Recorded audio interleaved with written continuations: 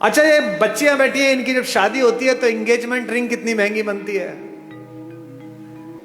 सीता की engagement ring कितनी महंगी होगी। लेकिन जब केवट के सामने भगवान राम बिना पैसे के खड़े हो गए कि उतराई देने के लिए कुछ नहीं है, और केवट ने कहा ऐसे तो जाने नहीं दूंगा, पैसे दो, उतराई तो देनी पड़ेगी। तो पति का अपमान ना हो जाए, पति यहां संकट में ना लगे, सीता ने चुपचाप अपनी अंगूठी उतारी और राम के हाथ में दे दी कि ये दे दो। गोस्वामी जी ने लिखा, पियसिय की ही जानन हारी, मुदित मगन मणि मुद्री उतारी। मणि उतार कर दे दी। ये सीता है, ये सीता सिखाई गई थी, ये सीता घर घर में सिखाई गई थी। इसीलिए हमारी माएं, हमारी नानियां, हमारी दादियां कम में काम चला लेती थी। आज क्या हो गया, कम हो गया तो झगड़ा हो गया। पति की नौकरी 4 साल नहीं लगी तो तलाक हो गया, पत्नी की नौकरी छूट गई तो झगड़ा हो गया। इसका मतलब क्या है, सुख साधन पर केंद्रित कर दिया। और यहां बैठे हुए धनी लोगों, सुख साधन में है ही नहीं। तुम्हारे ऑफिस में जब 15,000 रुपए में बाहर खड़े होकर सफाई करता है लड़का, जो तुम्हारी गाड़ी पर पोछा मारता है, किसी दिन कलकत्ता में आसमान में हल्की बारिश होती है, साइकिल से वापस जाता हुआ बाजार से पाव भर बेसन खरीदता है, पाव भर प्याज खरीदता है, आलू खरीदता है, एक छोटी सी बोतल में 200 मिलीलीटर तेल सरसों का लेता है और पत्नी से कहता है मौसम बहुत अच्छा रहा, पकौड़े बना ले। वो स्टोव पे पकौड़े बनाती है, दोनों बाहर बैठकर खाते हैं और शाम को सोते हुए कहता है यार क्या शाम बीती है, भगवान का धन्यवाद, क्या अच्छा मौसम है, क्या बढ़िया हो।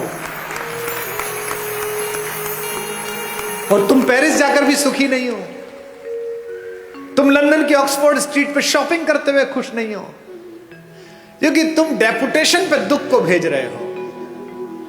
दुख हो गया है थोड़ी मार्केटिंग कर लूं शायद कम हो जाएगा, दुख हो गया है थोड़ा मेकअप करके एक सेल्फी ले लूं शायद कम हो जाएगा। ये जो फेसबुक पर, ट्विटर पर, इंस्टाग्राम पर बहुत हंसते मुस्कुराते चेहरे हैं, इनमें से अधिकांश की जड़ें खोखली हैं। इसीलिए आत्महत्या करते हैं, इसीलिए ड्रग्स में गए हैं, इसीलिए शराब में गए हैं। ये राम की कहानी आपकी जड़ों की आत्मा में यूरिया का काम करती है, आध्यात्मिकता का। ये आपको मजबूत करती है, एक भाई की तरह, एक पति की तरह, एक पुत्र की तरह, एक नागरिक की तरह। भाई भाई के संबंध, भाई बहन के संबंध। अब 2 बहनें हैं इसमें, इस कहानी में। भाई बहन का संबंध ठीक ना हो तो गड़बड़ हो सकती है। एक बहन है शूर्पणखा, जिसको अपने बदले की चिंता है, भाई के नाश हो जाने की चिंता नहीं है। मेरा बदला पूरा हो जाए बस।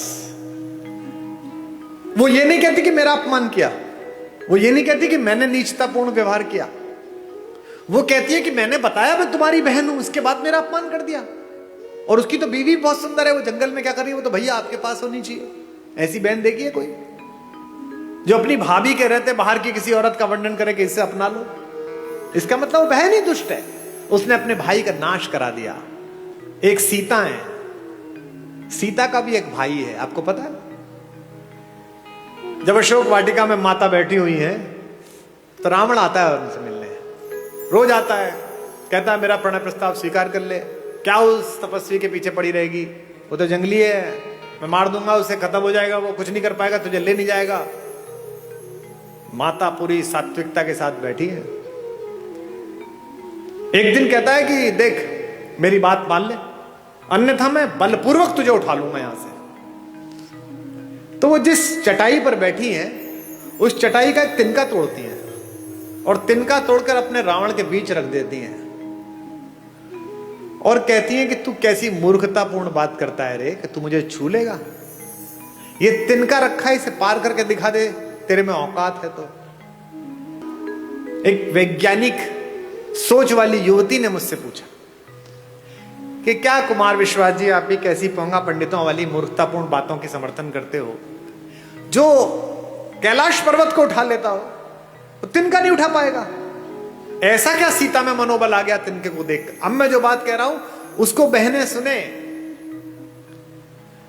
एक लड़की अपने पति के साथ भी इतना सुरक्षित अनुभव नहीं करती, इतना भाई के साथ करती है। क्यों? सीता भूमि से पैदा हुई है, सीता का नाम है भूमिजा, और तिनका भूमि से पैदा हुआ है।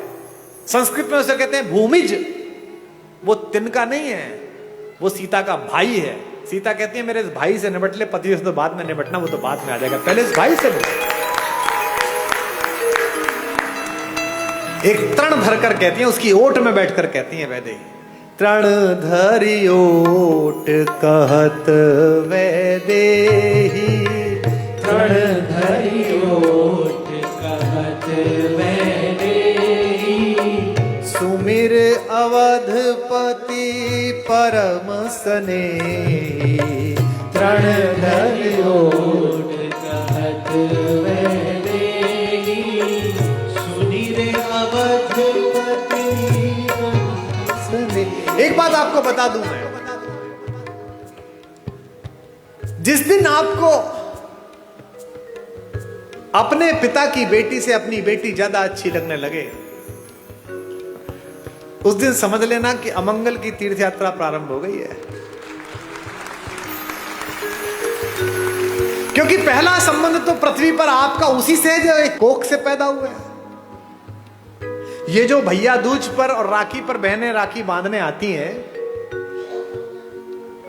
हम क्या समझते हैं कि ये एक त्योहार मनाने आती है? नहीं, ये उस भाई में अपने माता पिता का मंगल ढूंढती हैं।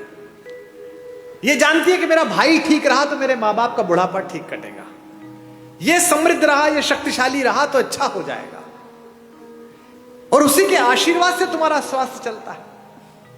इसीलिए उस तिनके की ओट पर बैठी हुई सीता जानती है कि जब तक ये तिनका है, जब तक ये मेरा भाई है, चाहे कैसा भी हो, तिनके से ज्यादा गरीब बेचारा कौन होगा? तिनका तो बहुत ही गरीब भाई है, लेकिन फिर भी वो जानती है कि ये रक्षा करेगा। इसलिए इस पूरे पारिवारिक प्रतिष्ठान में, राम कथा में एक एक प्रतीक शास्त्र ऐसा है जो आपको आपके पारिवारिक मूल्यों के साथ जिंदा रख सकता है।